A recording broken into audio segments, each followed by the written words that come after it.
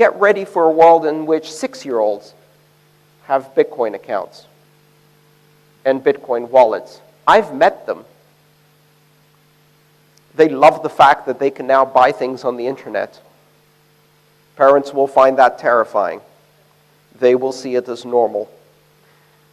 And 10 years after they get their first Bitcoin wallet, they'll walk into a bank because grandma wants to give them a savings account.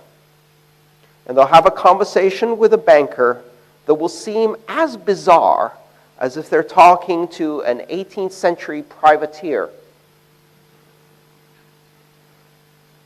In order to open an account, they will need to present all kinds of documentation and paperwork, a process that will take an hour, after which they will have limited access for a very high fee during working hours only, Monday to Friday, 9 to 5, to an account that can only use one currency and only send to specific destinations, most of which are corporations, an account they can't use to send money to their friends or buy things over the internet.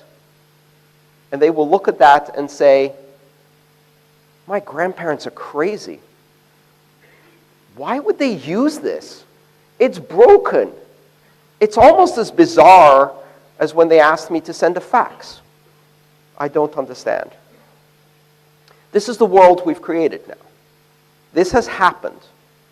And the people who are afraid of this idea don't realize that once it's happened, it's happened. We now live in a new world. There are two ways we can adjust to it. We can pretend it's not happening, or we can accept it and adapt to the new world. We now live in a world where you can send value anywhere to anyone at any time without restriction. We can embrace that, or we can pretend it's not happening. In my previous talk, I used an analogy that I think worked quite well. If you turn on the news and the weatherman tells you that there will be a rainstorm this afternoon, and that doesn't suit your plans because you have a birthday party, you can turn off the news. If you're powerful, you can call the news station and complain.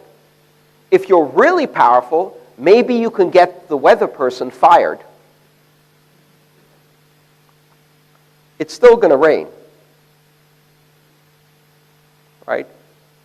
And so we see now governments looking at this new Bitcoin thing, and the first question that comes to mind is, how do we control it? How do we change it? How do we stop it? How do we force our authority, our legal purview over it?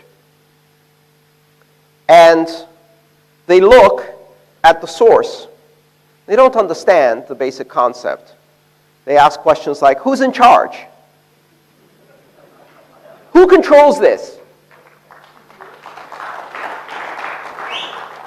And the answer is not satisfactory. No one controls this.